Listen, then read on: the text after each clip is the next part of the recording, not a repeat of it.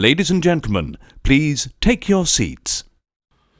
You know, when you're presented with an idea that's a tiny bit out there, but actually ends up being true, that's when things get really weird. And you know what? If you're within the sound of my voice, that must mean you are in the seats with once more. As always, my name is Dave Voigt, and I am the host of this podcast where we sit down with a wide-ranging variety of industry professionals and pick their brains about not only current projects, but how they got started, what's coming up, all sorts of fun stuff. And if you'd like to subscribe to this podcast, which I'd love it if you did, you can find us over at Apple, over at Spotify, or you can find all of our episodes archived over at our YouTube channel. You can follow us on social media too, that'd be great. You can follow us on either Facebook, Twitter, or Instagram at either @InTheSeats or @It'sPodcast1 for all sorts of updates. And finally, please don't hesitate to visit us and our entire team over at intheseats.ca with all sorts of movie reviews, news, and fun stuff going on. On this episode, we're getting a little weird. We're going to the town of Wander, but it's also the name of a movie, which is hitting VOD today. I'm taping this tomorrow, but it's happening today from our friends over at Paramount Home Entertainment, and it is directed by Canada's own April Mullen, who we get the distinct pleasure to talk to about the film, because Wander is this interesting little tale in the middle of the desert after Aaron Eckhart, who plays a detective, or former detective, I should say, gets hired to probe a suspicious death in the small town of Wander. He becomes more and more convinced that this case that he's working on is actually linked to the conspiracy cover-up that caused the death of his daughter years earlier. And it's a fun ride starring Aaron Eckhart, Catherine Winnick, Heather Graham, and the indomitable Tommy Lee Jones. We sit down with April. We talk about the origins of the story, sort of the desire to get a little cinematic on this one, and just sort of the evolution, not necessarily evolution, but sort of the different aspects that really come into sort of independent filmmaking at this level, and just sort of the hard work and the interesting stuff that gets to happen when people are making films like this. And it's one of those ones that I absolutely recommend you check out if you get a chance. And I hope you enjoy our talk with April too, because she is definitely an up-and-comer storytelling talent that I know I enjoy her work, and I hope you do too. All right. Well, I mean, obviously, first off, congratulations on the movie. I mean, I really did get a kick out of it because, I mean, on one end, it's obviously dealing with some very sort of real issues that are going on, but at the same time, and this goes with a lot of stuff that you've done, it's not afraid to get a little weird either.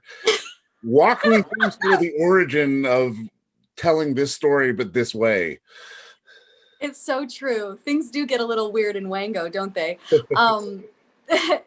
Tim and I started writing and coming up with the next concept of what film we were going to make 5 years ago. So the concept of Wander started a long time ago, and it was when Tim was going through some mental health issues and sort of obsessing over, paranoia of conspiracy and government surveillance and being watched by Big Brother and what's happening with the internet, and that we're all sort of being followed, and sort of actually in a real way brought his world and shrunk his world down to the point of a lot of anxiety and panic attacks. And while we were kind of brainstorming on what to make next, I thought, why wouldn't we want to try to bring that into our lead character? Like, this is a very real place that you're coming from.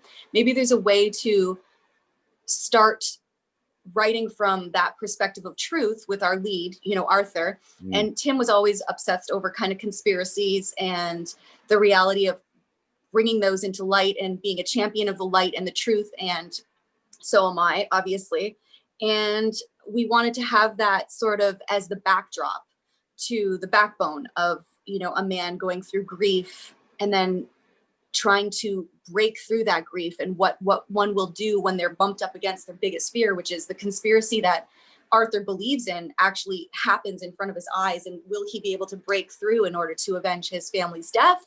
Was it all happening in his mind, and it was sort of kind of coming to a resolution of peace with himself, or was it really truly happening? And he shed light on some horrific, truths about, government testing, human testing. And that was based on reality too. MK Ultra is a real thing. Yeah. And all of those things that we were sort of researching, we were profoundly disturbed. And also, of course, going into that hole, your eyes are just wide open and you just can't believe what you're reading. So it was based on a lot of truth that we were going through at the time. And we just thought, let's make this into a feature film. We're at a place in our career now. We've been here for a while. We've made a bunch of films. Like, my voice, I feel, has been silenced for a long time. And I just want to, for once, have a message without being too heavy-handed. It's kind of like the backdrop of our film, but we didn't want it to be overly preachy in any way, but we just wanted it to be set in the realities that we were kind of going through and struggling with as filmmakers and as people.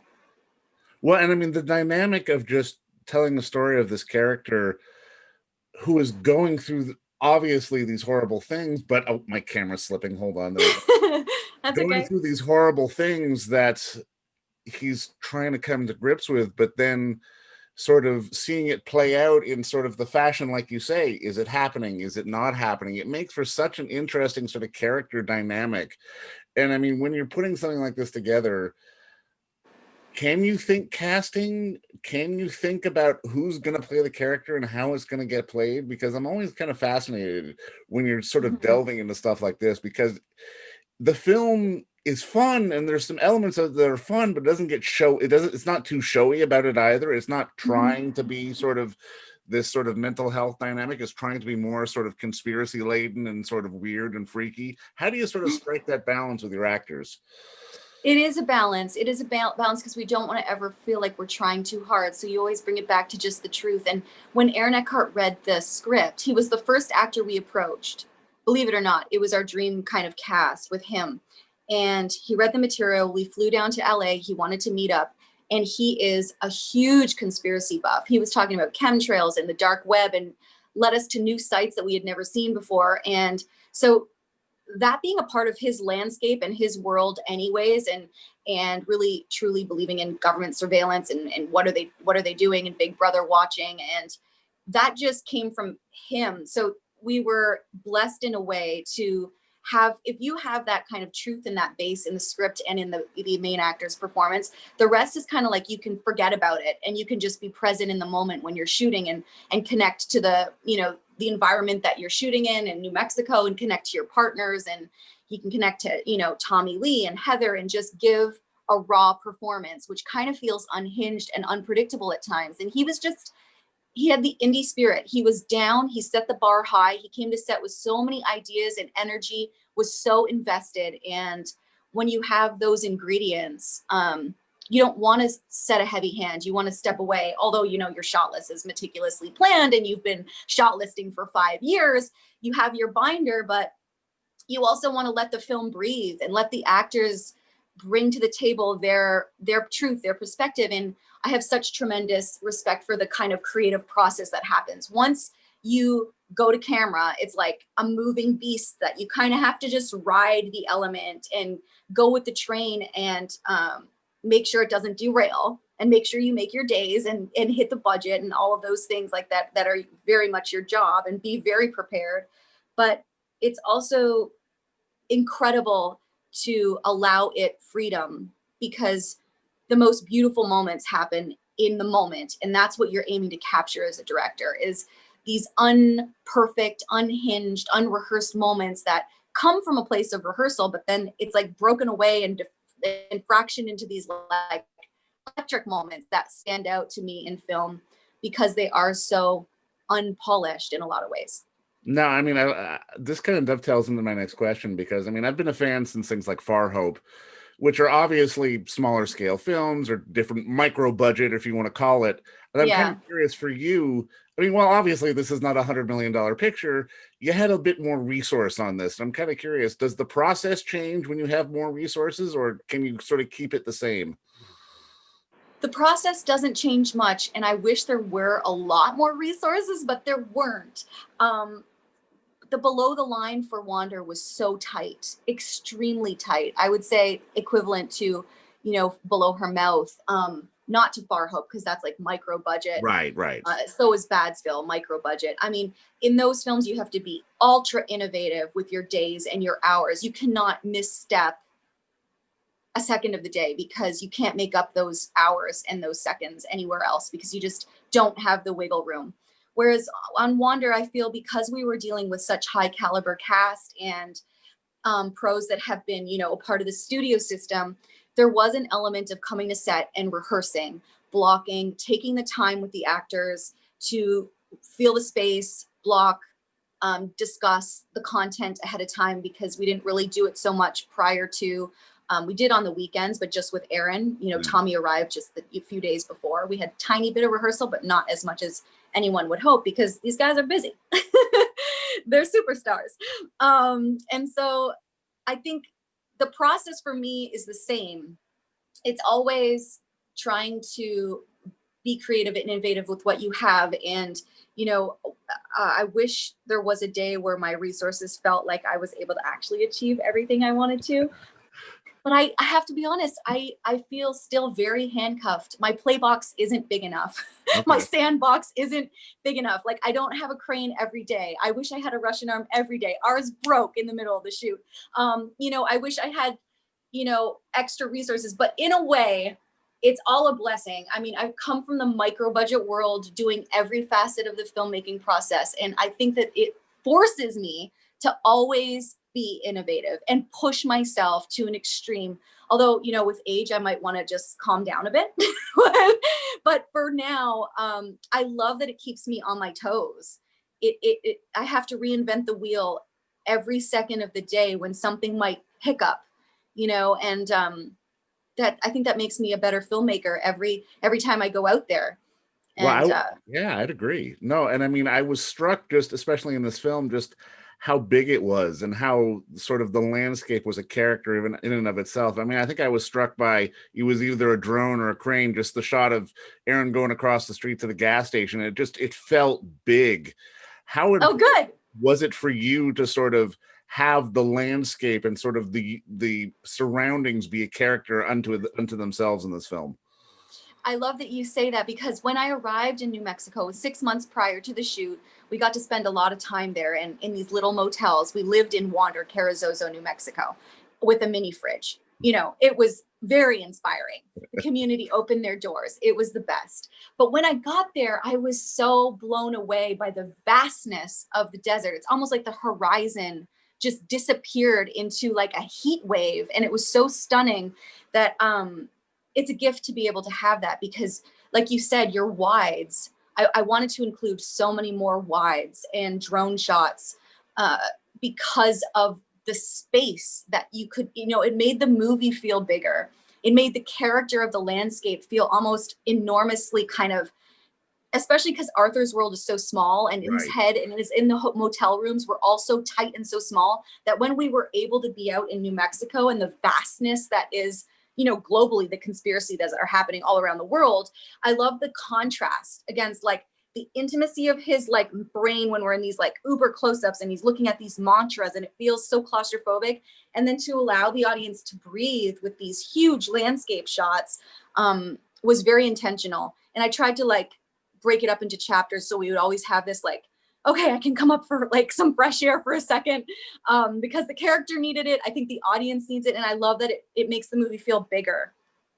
No, for sure. And I mean, it does. And I really love that about the film. And I'm just to start putting a bow on this, I'm kind of curious for you as a filmmaker, because I mean, I've always admired a lot of your films, because while there's always going to be a certain bent or a certain angle, you've never been afraid to mix it up. And I'm kind of curious, thinking back for you, is there a movie or sort of movies that you can sort of pinpoint in your life and go, that's the one that made me want to be a storyteller?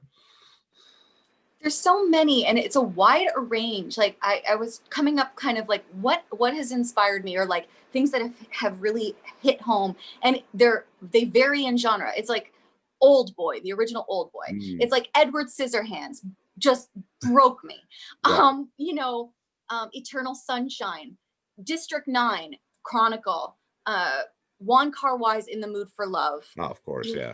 Run, Lola, Run. I love concepts of time and broken time and trying to catch up with, you know, different timelines and fractured memories and moments. Like all of those things really, I dig. But it's like a very strange mix match. And I think it's overall the theme is anyone that sort of pulls from life. Like I love life. Life inspires me the most, the littlest moments in life. And if you're able to capture those little moments on a big screen and relate to your audience on a large scale, I just find that's the human experience. And how can we draw from unique new perspectives and pull those all together to impact an audience and make them feel something in every different genre, like whatever that might be. There's just this amazing universal experience that I think humans have. And when you feel it, like either it's a spark of love or a spark of fear or a spark of anxiety or a spark of freedom, whatever that is, I just love, you know, entering someone's heart from afar through the screen and showing them an image that they might resonate with.